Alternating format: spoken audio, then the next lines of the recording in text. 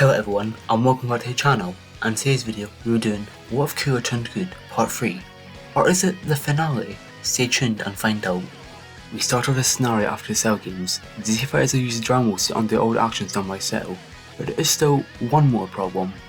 Cooler is still here and kicking the ball, and the Z Fighters wonder what his next plan of action is. But to be honest, Cooler doesn't know himself. The whole reason he came to Earth in the first place was to fight these androids and throw his dominance in Super Saiyan, which he has clearly done obviously. But then someone gives him an offer. Piccolo goes to Cooler and tells him that since he has nowhere else to go, why not stay up on the lookout? He can see everything that's going on the Earth and train to his heart's content. Cooler returns to Piccolo a smug grin and tells him, fine, if he insists. Over the years, Gohan continues training as Goku is still alive and encourage him to train, and due to this and some advice from Gohan, Goku is able to unlock Super Saiyan 2 earlier than he would in canon. Sometimes, Cooler and Piccolo would come down from the lookout to train with Goku and Gohan, but Vegeta is a frequent guest at Goku's house as he would want to fight Goku a lot during this time period. When Gohan begins to study more, Goku and Vegeta would train / fight a lot, and this results in Vegeta also getting Super Saiyan 2 earlier than in canon. During these training sessions, Vegeta would tell Goku that he still didn't trust Cooler, as even though it looks like he's trying to turn good, Vegeta is not convinced that a member of Frieza's family can truly turn good. Goku for the most part brushes off Vegeta's paranoia, but that does get him to think, what if, one day, for some reason, Cooler did go back to his evil ways, and due to his excessive love and training, no one will be able to stop him. But Vegeta ensures Kakarot, if that day does come, then he will hopefully have a secret trump card that he's been working on to overcome Cooler. A trump card, he says. This makes Goku think to himself, if one day Cooler does turn, or someone stronger than Cooler shows up, then maybe he should have a trump card of his own. So he begins to think to himself, and has the perfect idea. He teleports over to King Kai to see if he can prove the trump card he's been thinking of. The full 7-year time skip has passed, and this time we're going to be doing something a little different. We're going to be doing some power scaling. I'm not doing power levels because, no. So in first place we have Cooler, duh, and in second place we have Gohan. Although he's not been doing as much training as everyone else, his huge potential allows him to keep up with everyone else. In third place we have Piccolo, fourth place Vegeta, and last place we have Goku. Damn, Goku in last place, never thought I'd see the day. To get a rough scale of everyone's stats, I'd say Cooler here would just be a bit stronger than someone like Buhan. Some of you might think it's a bit too much, some of you might think it's a bit too less, but it's my whatever so I can do what I want. Eventually we play like normal. Gohan still meets Videl, the Z Fighters still join the tournament, Gohan still gets his energy stolen, and the Z Fighters and Kun Cooler go after Spooklet and Yamu. Cooler would tell everyone everything he knows about Majin Buu, and that he was so strong that King Ko told him not to go near him, but unknown to him and everyone else in the group, several people have surpassed Majin Buu by this point. The board would see the group and senses that they are very strong, a bit too strong, so he goes over to split on two people, those two people being Goku and Gohan, and before they know it, they are both turned to stone. Piccolo, understandably being very annoyed by this, goes and battles ships so everyone he has reaches the board and then proceeds to beat everyone snot out of him. Badly will see that the board is getting absolutely handed to him, so he tries to think of other ways to get energy, but then he just thinks to himself, why not possess someone? So he begins looking around everyone's mind to see who's worthy of being possessed. Then he sees two potential targets. Vegeta and Cooler, who are both watching the fight, suddenly begin holding their hands and screaming in pain. Vegeta turns Super Saiyan 2 to try and fend off Babidi's magic, but then, suddenly, the scream stopped, as he then looks at the group with a grin on his face and an M on his forehead. But unlike Vegeta, Cooler's putting up much more fight against Babidi's mind control, as he holds his head screaming for him to get the hell out of his head. He even tries to power up into his final form to see if that'll help, but after he does that, there is nothing but silence. Everyone nervously looks over to see what happened to Cooler, and out of a cloud of dust, Cooler emerges, with the same M on his forehead as Vegeta, as he says to everyone, bow to the new ruler. But just as he said this, Cooler is caught off guard by a kick to the face by Majin Vegeta. Vegeta says to Cooler that he knew it, he knew Cooler would go back to being evil the second he had the chance. But with a tremendous amount of power, Cooler begins stomping and kicking Vegeta while telling him that this filthy ape shouldn't dare talk to their emperor like that. But before Cooler can finish off Vegeta, he's hit in the back of the head by a light grenade from Piccolo. Piccolo screams at Cooler, asking him why we won't go back to the way he was before, and what he's gained by staying on Earth. Cooler looks at Piccolo and doesn't say anything, instead he just charges at him. A fight between the two ensues, and thanks to Piccolo knowing how Cooler fights and his regeneration, he's able to hold off Cooler much better than Vegeta did, but during the fight, Piccolo noticed something. Cooler's fighting a lot more brutally than he usually does, much like he did when he first arrived on Earth, but as Cooler begins to crawl out the heat, Piccolo eventually falls. But just before Cooler finishes off Piccolo for good, Piccolo tells Cooler, wait, does he really want to do this? Does he really want to be what his father molded him into? Does he really want to be like his brother? This makes Cooler think to himself for a minute.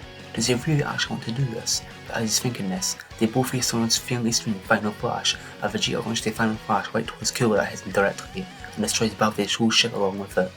After the destruction of Babid's ship, Vegeta and Piccolo meet up. Piccolo says that he knows Vegeta hated Cooler for the longest time, so he must have something prepared for this. Vegeta tells Piccolo that yes, he has something that might work, but he needs some time to get it working. Cooler emerges from the rubble of Babid's ship as he sees the person he's looking for and charges towards them. Goku, who is caught off guard, pulls up from Super Saiyan 2 and barely manages to block Cooler's attack, but he's fallen miles away in the process. A confused Gohan powers up in Super Saiyan 2, asking Cooler what's gone into him. Ah yes, the Brat. Someone with incredible potential, just like him. Cooler knows Gohan could be trouble, so as he tanks a few attacks on Gohan, he powers up to 80% of his power and lands a massive right hook on Gohan's face, knocking him out instantly. After this, Cooler flies over to where Goku is lying and begins speaking. Ah yes, Son Goku, the first Super Saiyan in 1,000 years, the being that made even Frieza scared. Their rematch is long overdue, and this time, he's gonna make sure that he wins. Goku says to Cooler that in his Super Saiyan 2 form, he didn't stand a chance, but he has something that might be able to prove a win against Cooler, something that's both new and familiar at the same time. He powers down in Super Saiyan 1 to show to Cooler. Something both new and familiar? And he's in Super Saiyan 1 while doing it? What is this Saiyan planning? Goku begins powering up as the whole area shakes around him. Red sparks of electricity appear around Goku, and as he finishes, he screams, Kaioken times 10. This new form is both powerful and strenuous at the same time, but if Goku plays his cards right, then he might be able to pull for a win here. With blistering speed, Goku charges towards Cooler and slams his foot right in Cooler's face, but in retaliation, Cooler slams his knee into Goku's stomach.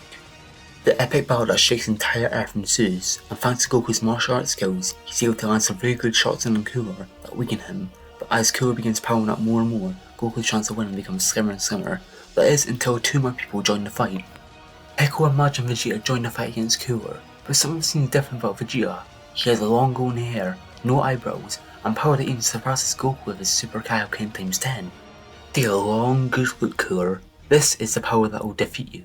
This is the power that will send you straight there where you belong. This is Super Saiyan 3. The three of them all gang up on Cooler as a long, intense fight ensues. Even Cooler goes 100%, he still struggles as three incredibly powerful people are all ganging up on him at once. But something terrible happens. Due to their inexperience with their forms and for how long the fight went on for, both Goku and Vegeta drop out of their trump cards as the fight drastically turns in Cooler's favour. One by one, each one of them being to an inch of their life and left forever dead. Cooler looms over all of them, getting ready to destroy them along with their planet, but then he hears some maniacal laughing behind him. Cooler turns around as he sees Babidi along with some big fat pink guy. Babidi says to Cooler that he'd done a good job minion, he got more than enough energy to revive Majin Buu. Unfortunately, he's in no longer need of Cooler's services. Before he can finish his sentence, the death beam goes right through his head, killing him. Cooler rockets towards Majin Buu and grabs him by the neck. This is Majin Buu, the being even his father was too scared to fight. Cooler begins telling Buu his plan. After he kills Buu, he's going to overrun the whole universe while training at the same time, building up his army more and more. And at that point, not only the God of Destruction be able to stop him, but before Buu can even say anything, Cooler disintegrates him. It's time. Cooler puts up one arm in the air and slowly begins charging his signature supernova. Cooler laughs maniacally as he throws supernova to the earth. Supernova slowly digs into the earth's crust as the earth is not destroyed. Wait, the supernova just stopped, it's not moving. But to Cooler's surprise, it's thrown right back at him. The supernova explodes on Cooler's face. Cooler's confused, what the hell was that? But through the smoke the supernova made, he can see a silhouette of a golden figure. An enraged Super Saiyan 2 Gohan tackles Cooler to the ground and begins beating him down senselessly. No, not here, not now, he's not gonna lose to a child of all people. Cooler tries his best, but he just can't do anything to stop the hybrid Saiyan temper tantrum. He's so weak and tired, he can't even hurt the boy. And even worse, he's hit in the back by a powerful attack. A Goku that is barely clinging on to life screams at Gohan that now's his chance to defeat Cooler. Without a second thought, Gohan launches a massive Kamehameha towards Cooler that sends him straight up in the sky. Cooler comes crashing down to the ground in his fourth form. His martial mark slowly fades away as he looks at Gohan. He smiles and weakly says, "Good job, kid." As he slowly fades into consciousness, it's where we'll leave off for now.